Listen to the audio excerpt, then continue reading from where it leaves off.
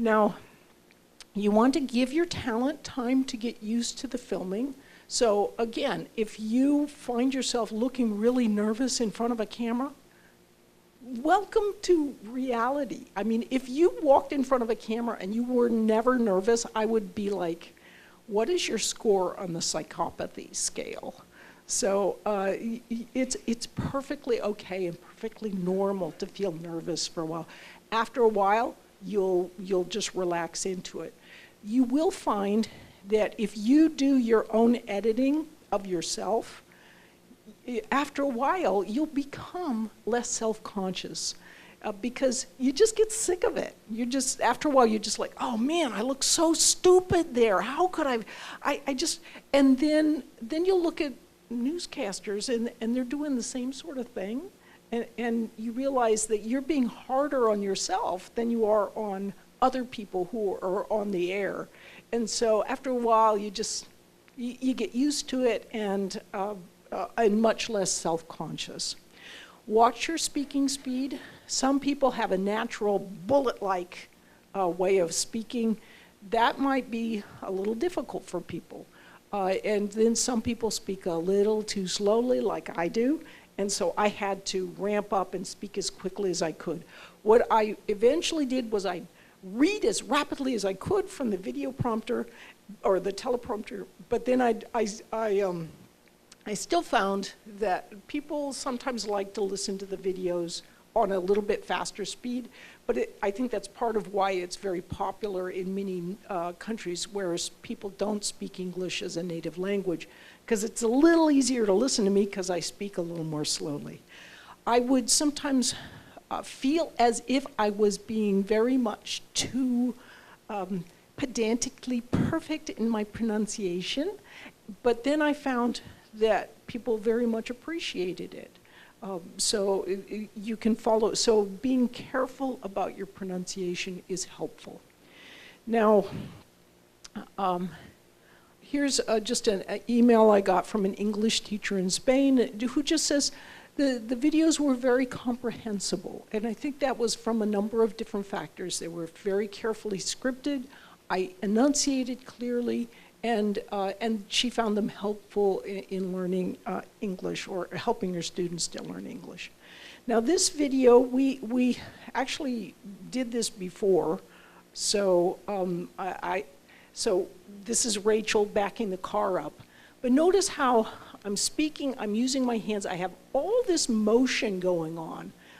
Even the trees are actually waving in the background.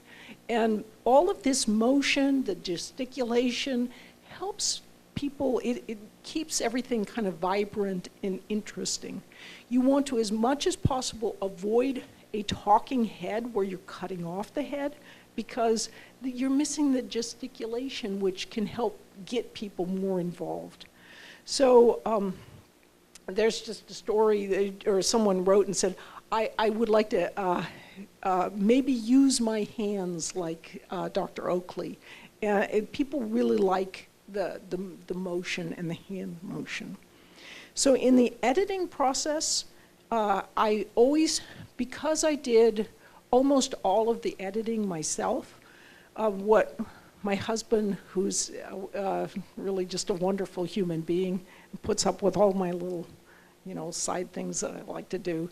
He would sometimes do the preliminary editing where he would cut out the really I'd make a terrible mistake, so he'd go through and cut out all my mistakes, and then I could take that and start really doing the careful, fine-tune editing. So it could frequently take me around 10 hours to do 5 minutes of a video. But on the other hand, that really paid off because it's very dynamic, very interesting. You can see here, look at how big the visual centers of the brain are. There's a lot of processing going on there. So if you keep those visual centers activated, using metaphors, imagery, anything you can, that will help keep people's interest. So here's an example of a motion with metaphor. And what I'm trying to show people is how can you sort of keep a mnemonic, a memory trick, to remember F is equal to MA.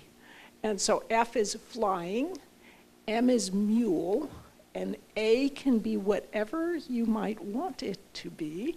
So here I am, I'm just discussing motion, or I'm using motion with metaphor to help reinforce the point. The idea should be memorable. There's a gigantic flying mule bring F is equal to MA on my couch. So, and yes, that's my living room, and again, that's cleaner than usual. But it's just like surprising imagery that helps people to remember things. So I also tried to use, there's a lot of kind of visual complexity and richness in the videos. So I tried to reinforce ideas using some of these little tricks. So remember yesterday we spoke about the idea of a chunked bit of information being like a ribbon that you can pull to mind into your working memory. So then later in a video when I'm talking about the importance of making mistakes and mistakes in general, what I did was I just took that same little chunk, the ribbon, and I used it like that, right? So it's starting the video. We've got our little ribbon here. Oh, wait a minute, it's about mistakes. And so we've got some extra thudding going on in the background. So I didn't put as much attention as I wish I could have because I just didn't have a big team or anything like that. But the more you can also put a little bit of sound and attention to sound, that's very helpful. Now, humor is extraordinarily important, and I cannot emphasize it enough. If you make your videos dry as can be with very little humor, people will watch them if they have to. If you add in just a little humor here and there, people will want to watch them. That's where you will actually make your reputation. And even if you're not funny, it's okay. You can get jokes from other people. You can script them in, right? So here's an example of my co-instructor, Terry Sanowski. He's one of the world's leading neuroscientists. And so he's just given this very lengthy, rather dry discussion of neurochemicals in learning. And then after that, this incredible and extraordinary neuroscientist comes off his lofty high horse and says this. This brings us to zombies. Zombies can't learn. It is also clear from their behavior that they have brain damage, especially in the front of their cortex, which is the part that makes plans. So that was kind of fun. I was like, Terry, I just did this to you on your video. Is this okay? And he's such a good sport about it, but it humanizes him. It helps make him appear as approachable as he truly is, despite his great intellect. So here's an email from a 5th grader, so that's about a 12-year-old child. And she says, I am in grade 5. My mom was browsing through Coursera. I pestered her to make me join in. She chose this course for me. I'm very grateful, or I'm thankful for that. I never knew that professors were very witty. And I was like, of course we're witty. I scripted that witty in, dang it. Yeah, so, but the thing is, it does. It matters if you add a little bit of humor to whatever you're doing. And I also like how she discusses at the end, she's like, and I did better than my mother because my mother crammed, she binged watched some of the videos, but I spaced out my learning, so I did better on the test. So I was like, boy, you really got it, didn't you? So just another issue that I think is very important in MOOC making and also any kind of online learning is using quizzes for learning and onboarding. In other words, getting people kind of into the class. One thing that we did was we began to notice after a while that always on the forums, people would ask the same questions. And they often related to information that was presented right there at the very front of the course. Like there was always a question about how do you access the translations on the course, you know, or the captions on the videos. How do you access the closed captions? So now we have we're just making it mandatory. It's a very small percentage points. We have an introductory quiz where people take this quiz, and it's mostly, it's like a super easy quiz. The answers are all obvious, but it has pictures that demonstrate these key points that people are always asking about. And then we found that it dramatically reduced these frequent questions on the forums because people just took the quiz questions, and we would make them funny. We'd always have little funny options related to them. And so people actually kind of enjoy taking the quiz, even as they're learning questions that reduce our own having to interact with the students and comment on things. So doing a little introductory quiz that's very low percentage points can really help students get into the course and understand some of the intricacies right away. So the quizzes took a mastery learning approach. So in other words, they can take questions again and again. They can take a quiz over and over again. There's multiple different versions of every question. So people would have to take the quiz, you know, more than 100 times probably they get different permutations every time. But what that means is they can truly master the material. If they didn't get it the first time, they can just retake it. You know, sometimes they can take it 2 times in a day, but then they have to wait a day. And that helps reinforce and ensure that the students really get it. So one thing that Coursera ran a little experiment once that they asked people to contribute new questions. Well, that was really a big failure of a project, because what happened was students, and I find this even for professors, they just pick easy questions to ask that are hard to answer, but they really don't enhance your understanding. For example, if you are asking about, how many neurons are in the brain, well, you've watched the video if you can answer that question, but does that really enhance your learning to know how many neurons are in the brain? I did end up, Terry was wanting me to ask a question like that. So when he says, there's 100 billion neurons, I have it flash on the screen, 100 billion, right? And so that's sort of the subliminal signal from me that says, even though this is just a number, you might want to remember this one, because he gives lots of numbers. And if you sat there trying to remember every numerical thing that he conveyed, you'd miss the forest for the trees.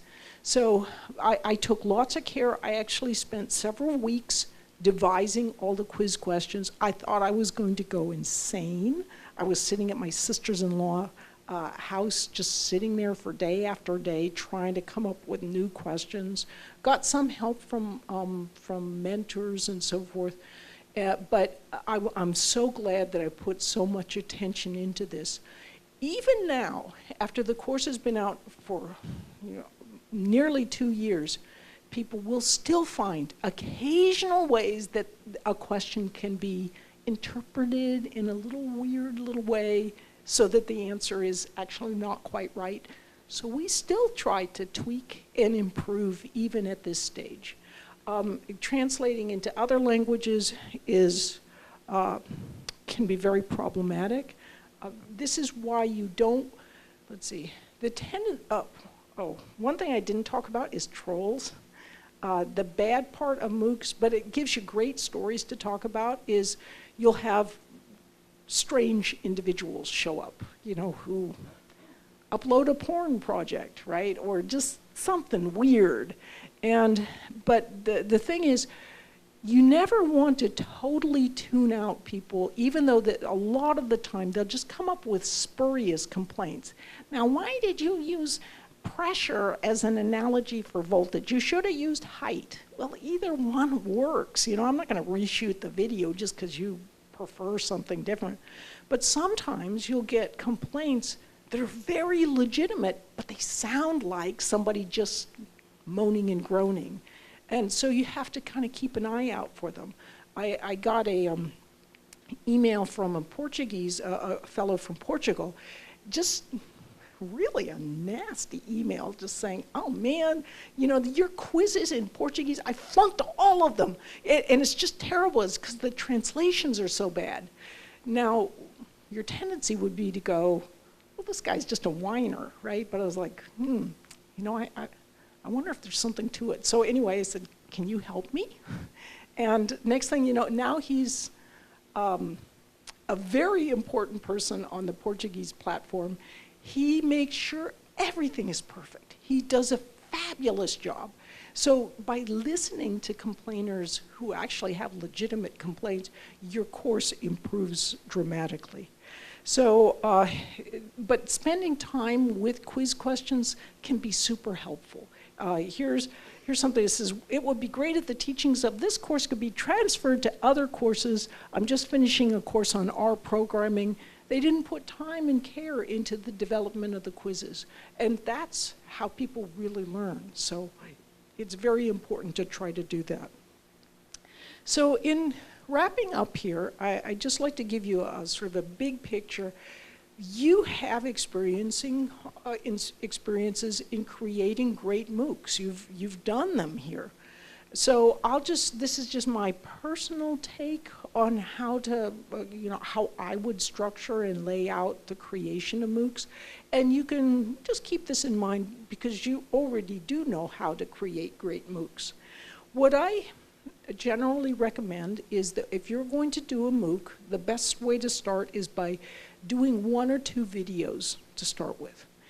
If you just, maybe script or film in any way, whatever that video is going to be, the first 1 or first 2, and get it edited and look at how it turns out, you will learn so much from that. But once you've done that first 1 or 2, then the next thing to do is either write the entire script for the full MOOC, or you write objectives for each video that you're going to do, depending on which way you want to film, and have references to the images. By doing this, you're laying out everything you're going to do. It's all carefully planned, and it makes the production of the MOOC much easier. Because for one thing, you know exactly what you're going to film. You can roughly gauge, like depending on your speaking speed in the first 1 or 2 videos, you can tell by how many minutes and how many words were in that first video. You can tell how many words you should write for the whole MOOC to hit that the timing that you want for your whole MOOC. For my MOOC, or Terry's and mine, it's about we have about 10 videos, solid videos for each week, each one about 5 minutes long on average. So maybe it's about 45 videos altogether, and then lots and lots of bonus videos that are sometimes much longer. If you do bonus interviews or anything like that on your MOOC, one thing to be aware of is there is no such thing as a 5-minute interview. Whoever you might interview, generally a good thing to do is to tell them 10 minutes, and then you're lucky if it ends up in being 20 minutes. But bonus interviews can often enhance, give people different perspectives on whatever you're trying to teach. So if you write the whole script, you can check it, tighten it, get some other experts and eyes to look them over and improve the script.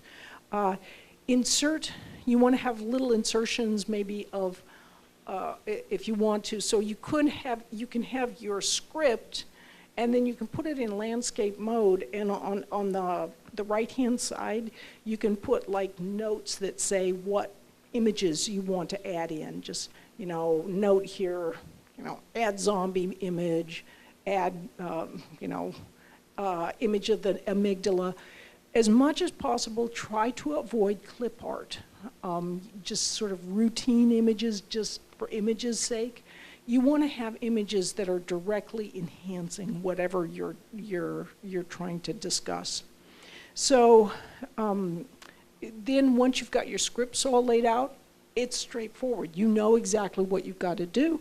So you shoot your videos, except for those first ones, unless you want to reshoot them. You can.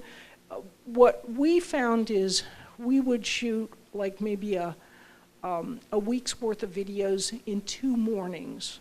So, like 5 videos on one day, 5 videos on another, and maybe 3 mornings, something like that.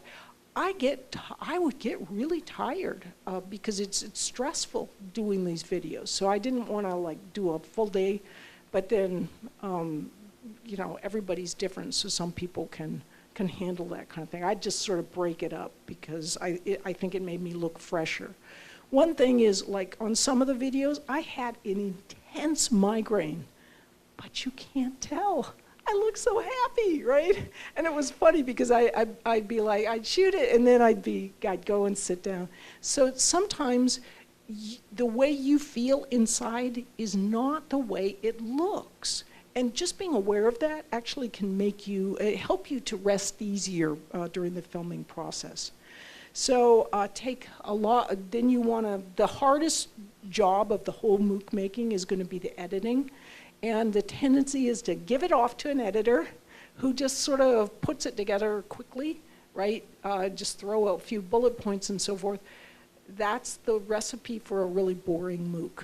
If you have a really good video editor, they add magic. And if it's you that's the video editor, it is real magic, because you'll just, as you're editing, you'll be going, now wait a minute, if I did this, I can add this.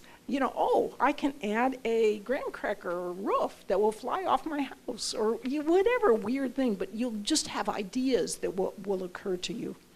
So as you're going through this whole process, be thinking of and working on MOOC test questions.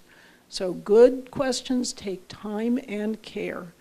And then as you're doing this, just begin uploading the materials onto the platform, and it's a satisfying feeling if you get week 1 all up. Wow, that's actually pretty cool. It makes you feel really good. This may all seem rather intense, but it's very much the same process as a book writer goes through writing a book. It's, in some ways, it's easier than writing a book. In other ways, it can be more difficult. It takes about the same amount of time, but people actually prefer watching videos and taking a MOOC over reading a book. So book writers write books because they want people to read them. So MOOC making is more satisfying because you have all this creative richness that you can do, and more people are going to read it than might read your book. So then a final step is you want to see if you can find people who would love to break your MOOC, right? Just go in and find problems. So for example, if you have projects that you want to have people upload, find people who are willing to upload bogus projects and see if they can, see if the system works. So you can often, if you love what you're doing and are really devoted to it, people they'll be excited to help you out.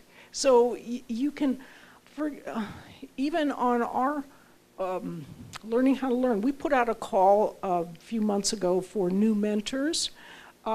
We got something like over 1,000 responses, just in a day, for people volunteering to help. So it's like that, I think, for many, many courses. There are lots of people who are willing to help out. Just a little side note is this email from someone says, I wanted to say thanks. But this, I think, is very interesting. She says, I don't need the certificate, and I probably won't take all the quizzes. Given that, I don't want to leave the impression that everyone who signs up and follows that path is simply not finishing or getting anything out of it. I am, in fact, getting a great deal out of the course. A complaint people sometimes have about MOOCs is that few people finish them. Well, for one thing, they're free. So anything that's free, people sometimes don't have motivation for. If university courses were free, there would probably be few people finishing them. But I would ask you for another statistic. How many people actually finish, as in do all the homework problems and so forth, a textbook? How many people read every chapter all the way through to the end? We don't even think to ask that question. So it's much like that with MOOC making. Of course, people don't necessarily finish things off, but they still can get a lot out of it.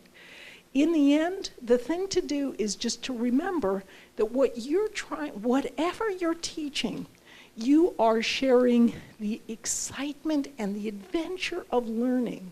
So the more you can share and communicate your own excitement, the more people will love your subject and what you're doing. So with that, I thank you so much. It's a real privilege to share with you.